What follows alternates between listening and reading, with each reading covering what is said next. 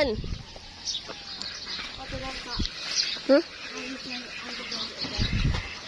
ะมองทางนู้นด้วยตัวนี้มันงามอยู่แต่ว่ามันใหญ่โหดทำไม่เอาตัวนี้นี่บะพาไปเอาหยอดกล้วยหยอดอ้อยหยอดกล้วยเอาตัวนั้นแหละเรื่องของเขาจะอ่อนนี่มันบได้บดหน่อยเฮ้ยโอ้ยไม่ได้บอกคือเลยเฮ้ยมึงก็เสียงห้ามเขาตัดเลยตัดหยอดมันเลยห้ามเขาไปไปชิไปสูตรสูตรรดน้ำเราไปเอาหยอดนั่นดิหยอดอ่อยกูดินางจะไปหาเงินจ้าFCกับมาถามแบบบาตาก็น้องมิ้วไปใส่ป่ะจ้ะเป็นหยังป่ะจ้ะเห็นในคลิปแม่ตา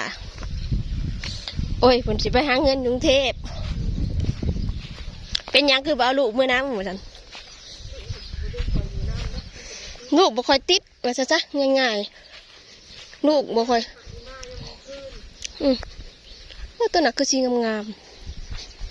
แบบว่าตัวหนักงามเลยตัวหนักงามดีตัวหนักงามดีตัวขางก็นี่งามตัวน่ะ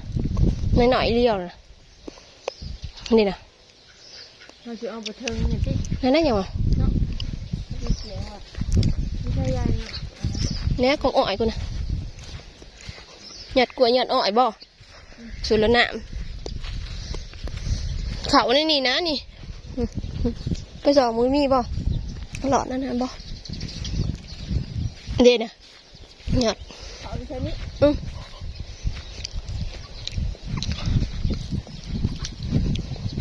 รัดโคตรพะวันนางคือบ่เอาลูกไปน้ำว่าสัน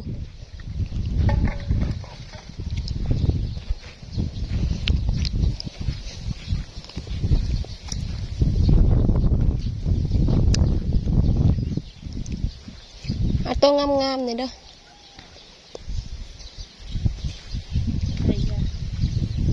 เนี่ยตัวลุ่มชุดนะนั่นพูนนี่เหงานะ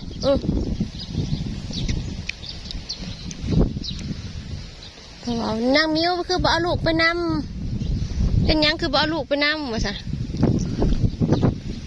นางไอ้วันนั้นน้องลูกเพิ่นก็บ่ค่อยติดเพิ่นดอกติดแต่เมตตากับพ่อตา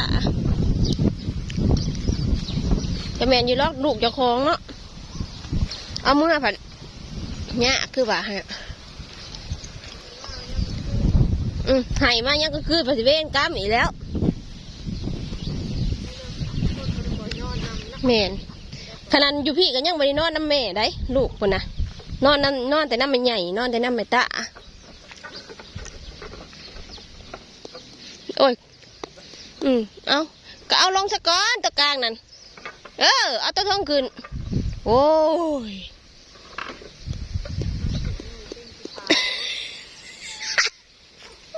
มันจีผ่านไปเห็นงานอยู่มันจีผ่านไปเห็นงานอยู่พุ่นอยู่บ่ฮะอันผ่ายจะเป็นเทพนางจะเป็นเทพนางจะไปหาเงินจักจะไปมือใดอยู่เอ้า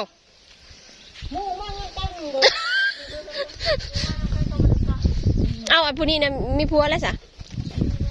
เอาผ้ามาเราตีเราจะขึ้นไปพันมันหมู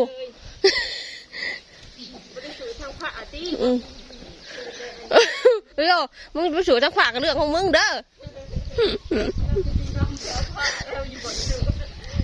นั่นแหละFG ผวันมันเพิ่นป้ากันบอกพอได้ป้ามันที่ป้าเงินอยู่ป้านำกันหันแหละเงินนำกันเห็นอะไรเนาะถูกยาก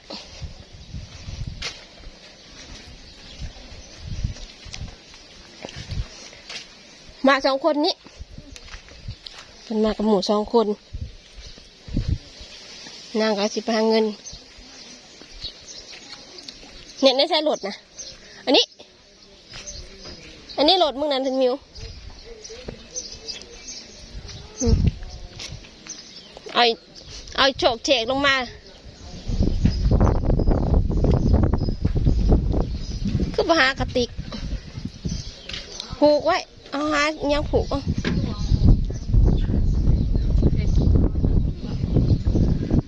บ่คันเฮามีกระตุกบ่กัดยังเฮาก็หายจากกระตุกไปอาบอยู่เพื่อนเฮาก็ได้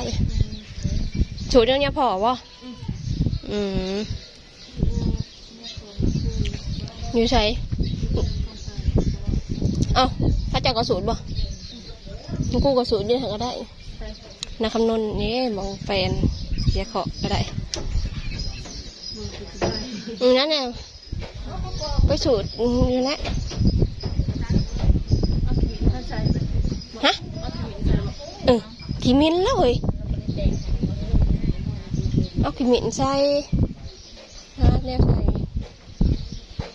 ฮะขี้มิ้นยังใส่มัดไว้มันสิขวะเอานะยางผมกับบะมี่นะหาเสือกมามัดไว้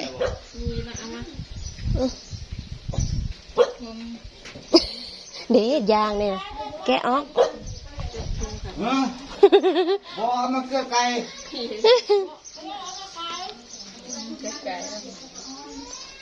เนี่ยนะปลาเอาว่ามันเกลือไก่ตีกะปิกะเทกะติโอ้สั่งตากูเจอเขาอีกเอา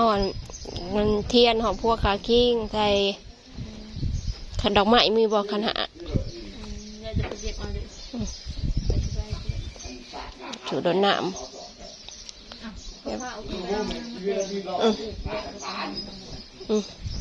ไปเอา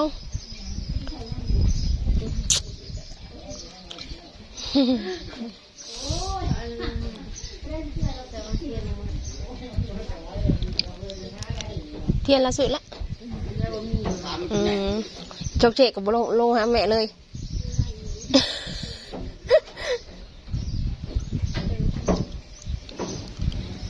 จกเจกับบลงมาหาแม่เลย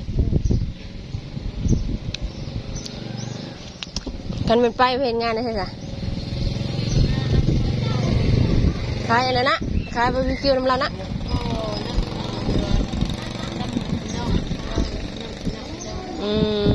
ลูกมึงน่ะไปนุ่มวานเห็นงานเลยดิ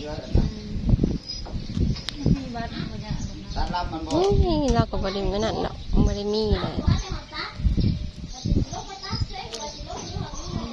โหโศกแสบมากเลยพวกสาเหตุจะเป็นลูกไปนำมันเลยข้อว่าติดไม่ใหญ่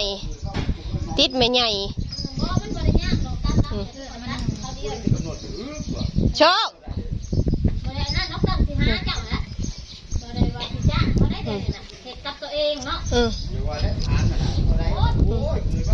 สาเหตุที่บริเอาอันกิมินได้สะอ้าว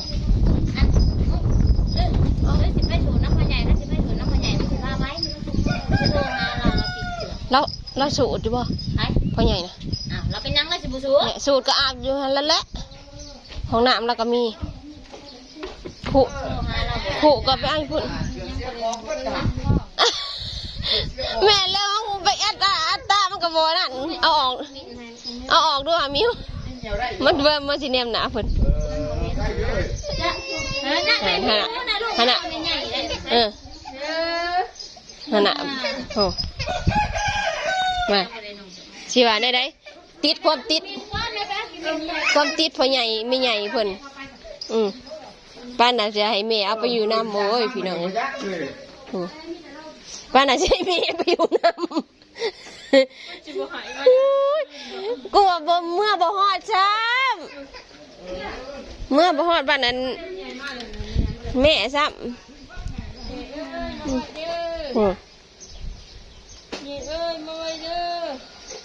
ติดพ่อใหญ่ก็ไม่ใหญ่ต้องนอนก็พ่อใหญ่ก็ไม่ใหญ่เฮ้ยใช่เด้ไง อืมป้าไหนหาย ได้โชคกันไป แม่ไม่ได้โจกนะแม่ แม่โชค แม่เอาเลย ปีช่องปีบ้านเนี่ยมันเบื่อนะจ๊ะ โอ้ยมันบ่เดียวห้องน้ำจ้า ใช่ลูกใช่ใช่ โอ้ยติดพ่อใหญ่ก็ไม่ใหญ่สิว่าแน่ได้นี่แหละสาเหตุว่าเป็นอะไรเพราะว่าสาเหตุที่เพิ่นบ่อยากเอามือนะเอามือคือเก่าแล้วไปจังมาหายมายังคืนแห้งเต็กอะไรเอามือได้อยี่ดอกต่างแต่ว่าแอบไปแล้วหายมารู้ว่ากี่ปุ่นยังเงียบบ่อยู่นะนี่เด็กแล้วเนาะ